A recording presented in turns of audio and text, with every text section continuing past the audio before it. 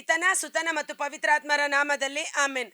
ಮಾರ್ಗದಲ್ಲೆಲ್ಲ ನನ್ನನ್ನು ಕಾಯಲು ದೂತರು ನಮಗುಂಟು, ಕಾಲು ಕಲ್ಲಿಗೆ ತಗಲದ ಹಾಗೆ ಕರದಲ್ಲೇ ಹಿಡಿವರು. ಅಲ್ಲೇಲುಯಾ ಆನಂದವೇ, ಅಲ್ಲೇಲುಯಾ ಆನಂದವೇ, ಸ್ತುತಿಸುವೆ ಸ್ತುತಿಸುವೆ ಸ್ತುತಿಸುತ್ತಲೇ ಇರುವೆ ಎಂದು ಆನಂದ ನನ್ನೇಸು ನೀಡುವ. ಸ್ತುತಿಸುವೆ ಸ್ತುತಿಸುವೆ ಸ್ತುತಿಸುತ್ತಲೇ ಇರುವೆ. ಪ್ರಭು ಕ್ರಿಸ್ತರಲ್ಲಿ ಆತ್ಮೀಯ ಸಹೋದರ ಸಹೋದರಿಯರೇ, ಈ ದಿನದ ಮುಂಜಾನೆಯ ಜೀವಸ್ವರ ಧರ್ಮೋಪದೇಶ ಕಾಂಡ 28ನೇ ಅಧ್ಯಾಯ ವಚನ 7. ನಿನ್ನೆಯ ದಿನದ ಮುಂದುವರೆದ ಭಾಗ. ನಿನ್ನೆದು ಯಾರಾದರೂ ವಿಡಿಯೋ ನೋಡಿಲ್ಲ ಅನ್ನೋದಾದರೆ ದಯವಿಟ್ಟು ನಿನ್ನೆ ಜೀವಸ್ವರವನ್ನು ನೋಡಿ ಅದರ ಮುಂದುವರಿದ ಭಾಗ ಇವತ್ತು ನಾವು ಧ್ಯಾನಿಸುತ್ತೇವೆ. ಜ್ಞಾನೋಕ್ತಿಗಳ ಗ್ರಂಥ 10ನೇ ಅಧ್ಯಾಯ ವಚನ 24ರಲ್ಲಿ ಧ್ಯಾನಿಸಿದೆವು. ನೀತಿವಂತನು ಅವನು ಇಷ್ಟಪಡುವುದು ಅವನಿಗೆ ಲಭಿಸುವುದು. ನೀತಿವಂತನು ಏನನ್ನು ಅರಿಕೆ ಮಾಡುತ್ತಾನೋ, ಏನನ್ನು ನಂಬುತ್ತಾನೋ, ಸಜ್ಜನರು ವಿಶ್ವಾಸದಿಂದಲೇ ಬದುಕುವರು. ನೀತಿವಂತನು ವಿಶ್ವಾಸದಿಂದಲೇ ಜೀವಿಸುವನು. ನಮ್ಮ ವಿಶ್ವಾಸ ದೇವರ ವಾಕ್ಯ, ದೇವರ ಆಶೀರ್ವಾದ. ನಮ್ಮನ್ನು ನೀತಿವಂತರನ್ನಾಗಿ ಸಜ್ಜನರನ್ನಾಗಿ ಮಾರ್ಪಡಿಸಿದ ನನ್ನ ಯೇಸು ನನ್ನ ರಕ್ಷಕ. ಆತನ ವಿಧೇಯತೆಯ ಮೂಲಕ ಆತನಲ್ಲಿ ನಾವು ಎಲ್ಲ ಆಶೀರ್ವಾದಗಳಿಗೆ ಹಕ್ಕು ಬಾಧ್ಯಸ್ಥ ಉಳ್ಳವರಾಗಿದ್ದೇವೆ. ಆಮೆನ್. 7ನೇ ವಚನ. ನಿಮ್ಮ ಮೇಲೆ ಎರಗುವ ಶತ್ರುಗಳು ನಿಮ್ಮಿಂದ ಸೋತು ಹೋಗುವಂತೆ ಸರ್ವೇಶ್ವರ ಮಾಡುವರು. ಇದನ್ನು ನಾನು ಹೇಗೆ ಓದಬೇಕು ಅಂದೆ? Direct speech. ನಮಗೆ ಅಂತ ಮತ್ತೊಮ್ಮೆ ಒಟ್ಟಾಗಿ ಸೇರಿ ಹೇಳೋಣ. ನಮ್ಮ ಮೇಲೆ ಎರಗುವ ಶತ್ರುಗಳು ನಮ್ಮಿಂದ ಸೋತು ಹೋಗುವಂತೆ ಸರ್ವೇಶ್ವರ ಮಾಡುವರು. ಈ ಹೊಸ ವರ್ಷದಲ್ಲಿ ಯುದ್ಧ ನಮ್ಮದಲ್ಲ, ದೇವರೇ ನಮ್ಮ ಪರವಾಗಿ ಯುದ್ಧ ಮಾಡುವರು. ಈ ಒಂದು ಭರವಸೆಯಿಂದ, ನೆಮ್ಮದಿಯಿಂದ, ಸಮಾಧಾನದಿಂದ ಇರಿ. ನೀವು ಯುದ್ಧ ಮಾಡೋದಕ್ಕೆ ಹೋಗಬೇಡಿ. ಯುದ್ಧವನ್ನ ದೇವರಿಗೆ ಬಿಟ್ಟುಕೊಡಿ. ಅದ್ಭುತಕರವಾಗಿ ದೇವರು ಯುದ್ಧ ಮಾಡುತ್ತಾರೆ. ಸರ್ವೇಶ್ವರ ಮಾಡುವರು. ಶತ್ರುಗಳು ಒಂದೇ ದಾರಿಯಿಂದ ಒಗ್ಗಟ್ಟಾಗಿ ನಿಮ್ಮ ಮೇಲೆ ಬಂದರು 7 ದಾರಿಗಳಲ್ಲಿ ಓಡಿ ಹೋಗುವರು, 7 ದಾರಿಗಳಲ್ಲಿ ಚದುರಿಸಲ್ಪಡುವರು. ಇದು ಅದ್ಭುತಕರವಾದ ವಚನ. ನಮಗೆ ವಿರುದ್ಧವಾಗಿ ಶತ್ರುಗಳು ಒಟ್ಟುಗೂಡುವಾಗ ಸರ್ವೇಶ್ವರ ಅವರನ್ನು ಚದುರಿಸುವಂತೆ ಮಾಡುವರು ಎಂಬುದಾಗಿ. ಈ ವಚನವನ್ನು ಓದುವಾಗ ಹೇಗೆಲ್ಲ ಸರ್ವೇಶ್ವರ ಯುದ್ಧ ಮಾಡಿದ್ರು ಅಂತ ಬೈಬಲಲ್ಲಿ ತುಂಬ ಕಡೆ ದೇವರು ಯುದ್ಧ ಮಾಡಿದ್ದನ್ನು ನಾವು ನೋಡುತ್ತೀವಿ. ಈ ದಿನ ವಿಶೇಷವಾದ ರೀತಿಯಲ್ಲಿ ನಾವು ಸುಮ್ಮನಿದ್ದರೆ, ಯೆಶಾಯ 30:15ರಲ್ಲಿ ನೀವು ಸುಮ್ಮನಿರಿ, ಭರವಸೆಯಿಂದಿರಿ, ಅದೇ ನಿಮಗೆ ದೇವರಿಂದ ಬರುವ ರಕ್ಷಣೆಯ ಮುನ್ಸೂಚನೆ. ಆದರೆ ನೀವಾದರೂ ನಾವು ಓಡಿ ಹೋಗಿ ಅವರನ್ನು ಅಟ್ಟಿಸಿಕೊಂಡು ಹೊಡೆಯುವೆವು ಎಂದು ಅವರಿಗಿಂತ ವೇಗವಾಗಿ ಓಡಲು ನೀವು ಪ್ರಯತ್ನ ಪಡುತ್ತೀರಿ. ಆದ ಕಾರಣ ಬಿದ್ದು ಹೋಗುವಿರಿ, ಮುಗ್ಗರಿಸಿ ಬೀಳುವಿರಿ ಎಂಬುದಾಗಿ. ಸುಮ್ಮನಿರಿ. ದೇವರು ಈ ವರ್ಷ ನಮ್ಮ ಪರವಾಗಿ ಯುದ್ಧ ಮಾಡಲಿ. ಆಮೆನ್. ಯಾವ ರೀತಿ ದೇವರು ಪವಿತ್ರ ಗ್ರಂಥದಲ್ಲಿ ಯುದ್ಧ ಮಾಡಿದ್ದಾರೆ ಅಂತ ಕೆಲವು ಘಟನೆಗಳನ್ನು ಧ್ಯಾನಿಸುವಾಗ ವಿಭಿನ್ನವಾಗಿ, ಮೊದಲನೇದಾಗಿ ನ್ಯಾಯಸ್ಥಾಪಕರುಗಳ ಗ್ರಂಥ 5ನೇ ಅಧ್ಯಾಯ ಜಡ್ಜಸ್ 5 ವಚನ 20. ಕದನ ಮಾಡಿದವು ತಾರೆಗಳು ಆಗಸದಿಂದಲೇ, ಯುದ್ಧ ಮಾಡಿದವು ಸೀಸೆರನ ವಿರುದ್ಧ ತಮ್ಮ ಪಥದಿಂದಲೇ. ನ್ಯಾಯಸ್ಥಾಪಕರುಗಳ ಗ್ರಂಥದಲ್ಲಿ ದೆಬೋರಾ ಮತ್ತು ಬಾರಾಕ್ ರಾಜನು ತಮ್ಮ ಶತ್ರುವಾದ ಸಿಸೇರನನ್ನು ಯುದ್ಧ ಮಾಡಲು ಹೋಗುವಾಗ ಇಲ್ಲಿ ನಾವು ನೋಡ್ತೇವೆ, ಆ ಶತ್ರು ಸೈನ್ಯವನ್ನ ಕಳವಳಗೊಳಿಸಿ ಚದುರಿಸಿ ಆ ಸೈನ್ಯದವರೆಲ್ಲ ಚಲ್ಲಾಪಿಲ್ಲಿಯಾಗಿ ಓಡಿ ಹೋಗುತ್ತಾರೆ.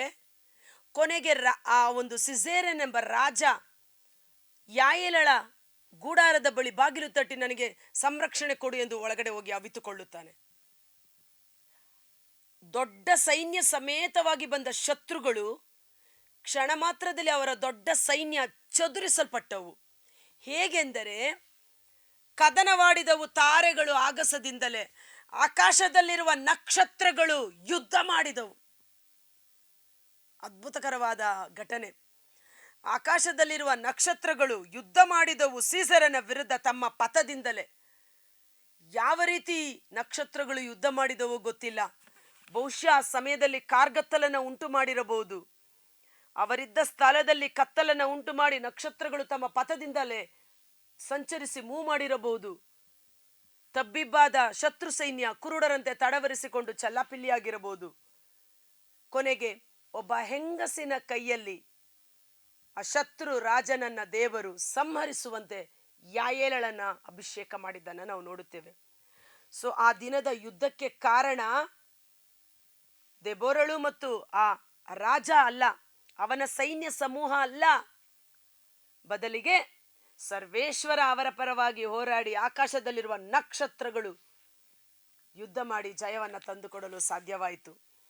ಮತ್ತೊಂದು ಕಡೆ ನಾವು ನೋಡ್ತೇವೆ, ಯೆಹೋಶುವನ ಗ್ರಂಥ 24ನೇ ಅಧ್ಯಾಯ ವಚನ 12ರಲ್ಲಿ, ಇದಲ್ಲದೆ ಕಣಜದ ಹುಳುಗಳನ್ನು ನಿಮ್ಮ ಮುಂದಾಗಿ ಕಳುಹಿಸಿದೆ, ಅವು ಅಮೋರಿಯರ ಅರಸರಿಬ್ಬರನ್ನು ಓಡಿಸಿ ಬಿಟ್ಟವು, ಇದು ನಿಮ್ಮ ಕತ್ತಿ ಬಿಲ್ಲುಗಳಿಂದ ಆದುದಲ್ಲ.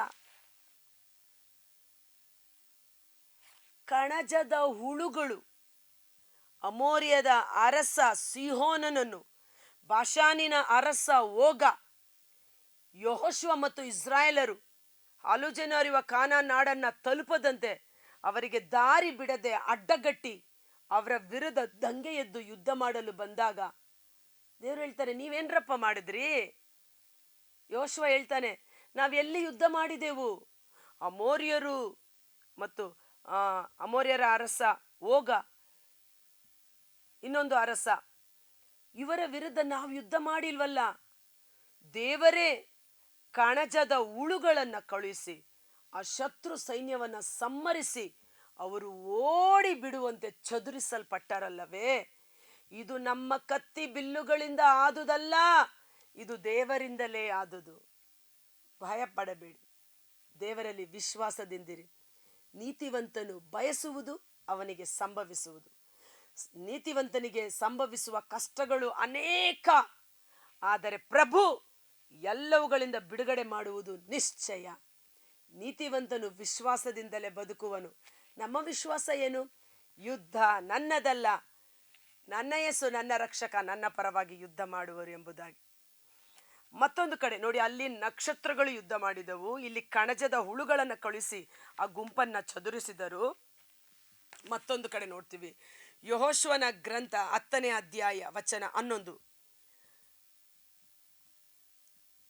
ಅವರು ಅಂದರೆ ಇಲ್ಲಿಯೂ ಸಹ ಅಮೋರಿಯದ 5 ರಾಜರುಗಳು ಒಟ್ಟಾಗಿ ಬರ್ತಾರೆ ಯೆಹೋಶುವನ ಮೇಲೆ ಯುದ್ಧ ಮಾಡಲು. ಆ ರಾಜ ಬೇರೆ ದೇಶದ ರಾಜರುಗಳನ್ನು ಸಹಾಯಕ್ಕೆ ಕರೆದುಕೊಂಡು 5 ರಾಜರುಗಳು ಒಟ್ಟಾಗಿ ಬರ್ತಾರೆ. ಅವರು ಇಸ್ರಾಯೇಲರಿಗೆ ಬೆಂಗೊಟ್ಟು ಬೆಥೋರ್ನಿನ ಇಳಿಜಾರಿನಲ್ಲಿ ಓಡುತ್ತಾ ಅಜೇಕವನ್ನು ಮುಟ್ಟುವವರೆಗೂ ಸರ್ವೇಶ್ವರ ಆಕಾಶದಿಂದ ದೊಡ್ಡ ಕಲ್ಮಳೆಯನ್ನು ಸುರಿಸಿದರು. ಈ ಕಾರಣ ಅನೇಕರು ಸತ್ತರು. ಇಸ್ರಾಯೇಲರ ಕತ್ತಿಗೆ ಈಡಾದವರಿಗಿಂತ ಸರ್ವೇಶ್ವರ ಕಳುಹಿಸಲ್ಪಟ್ಟ ಕಲ್ಮಳೆಯಿಂದ ನಾಶವಾದವರ ಸಂಖ್ಯೆ ಅಧಿಕವಾದದ್ದಾಗಿತ್ತು. Praise the lord. ಅಮೋರಿಯದ ರಾಜ ತಾನು ಇಸ್ರಾಯೇಲರ ಮೇಲೆ ಯುದ್ಧ ಮಾಡುವುದಲ್ಲದೆ ತನ್ನ ಸಹಾಯಕ್ಕೆ ಬೆಂಬಲಕ್ಕೆ ಇನ್ನೂ ಬೇರೆ ಬೇರೆ ರಾಜರುಗಳನ್ನು ಕರೆದುಕೊಂಡು ದೊಡ್ಡ ಸೈನ್ಯ ಮಾಡಿ ಯೆಹೋಶುವನ ವಿರುದ್ಧ ಯುದ್ಧಕ್ಕೆ ಹೋಗುತ್ತಾರೆ. ಆದರೆ ದೇವರು ಇಸ್ರಾಯೇಲರ ಪರವಾಗಿ ಯುದ್ಧ ಮಾಡುತ್ತಾರೆ. ಮನುಷ್ಯನ ಜ್ಞಾನ ಎಷ್ಟು ಮಾತ್ರ, ನರಮಾನವನು ಎಷ್ಟು ಮಾತ್ರ.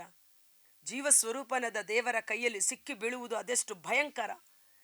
ದೇವರು ಕತ್ತಿ ಕಟಾರಿಗಳಿಂದಲ್ಲ, ಬಿಲ್ಲು ಬಾಣಗಳಿಂದಲ್ಲ, ದೊಡ್ಡ ಕಲ್ಮಳೆಯನ್ನು ಸುರಿಸುತ್ತಾರೆ. ಅಲ್ಲಿ ನೋಡಿ, ಇಸ್ರಾಯೇಲರ ಮೇಲೆ ಕಲ್ಮಳೆ ಬಿದ್ದಿಲ್ಲ, ಶತ್ರು ರಾಜ್ಯದವರ ಮೇಲೆ ಕಲ್ಲಿನ ಮಳೆ. ನನ್ನ ಜನರಿಗೂ ಅನ್ಯ ಜನರಿಗೂ ವ್ಯತ್ಯಾಸವನ್ನುಂಟು ಮಾಡುವ ದೇವರು ಕಲ್ಮಳೆಯನ್ನು ಸುರಿಸಿ ಶತ್ರುಗಳು ಚದುರಿಸಲ್ಪಡುವಂತೆ ಮಾಡಿ ಅನೇಕರು ಕಲ್ಮಳೆಯಿಂದ ಸತ್ತು ಹೋದರು. ಯೆಹೋಶುವನು 5 ರಾಜರನ್ನು ಸೆರೆ ಹಿಡಿದು ಅವರನ್ನು ಸಂಹರಿಸುತ್ತಾನೆ. Price the lord. ಯುದ್ಧ ನಮ್ಮದಲ್ಲ.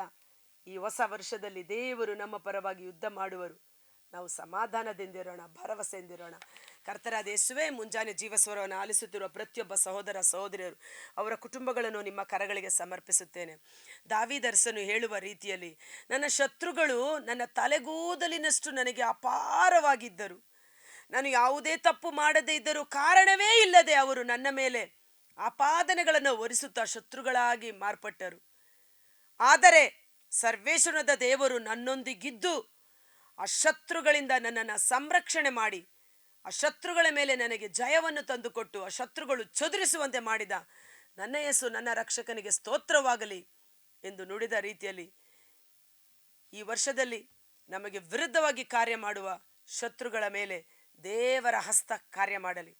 ನಾವಾದರೂ ಯುದ್ಧ ಭೂಮಿಯಲ್ಲಿ ನಿಂತು ಸರ್ವೇಶ್ವರನ ಒಳ್ಳೆಯವನು, ಆತನ ಪ್ರೀತಿ ಶಾಶ್ವತ ಎಂದು ಯೆಹೋಷಾಫಾಟ ರಾಜ ಯುದ್ಧ ಭೂಮಿಯಲ್ಲಿ ನಿಂತು ದೇವರನ್ನು ಸ್ತುತಿಸಿ ಮಹಿಮೆಪಡಿಸಿ ಆರಾಧಿಸಿದಾಗ ಶತ್ರುಗಳು ಚದುರಿಸಲ್ಪಟ್ಟು ಜಯವನ್ನು ಪಡೆದುಕೊಂಡು the valley of blessing, Beracah ಕಣಿವೆ, ಶತ್ರುಗಳ ಆಸ್ತಿಯನ್ನು ಕೊಳ್ಳೆ ಒಡೆದ ಅಭಿಷೇಕ ಆಶೀರ್ವಾದ ಈ ವರ್ಷ ನಮ್ಮದಾಗುವಂತೆ ಯೇಸುವಿನ ಅದ್ಭುತಕರವಾದ ನಾಮದಲ್ಲಿ ಪ್ರಾರ್ಥಿಸಿ ಬೇಡಿ ಹೊಂದಿಕೊಳ್ಳುತ್ತೇವೆ. ಆಮೆನ್. God bless you. ಧೈರ್ಯವಾಗಿರಿ.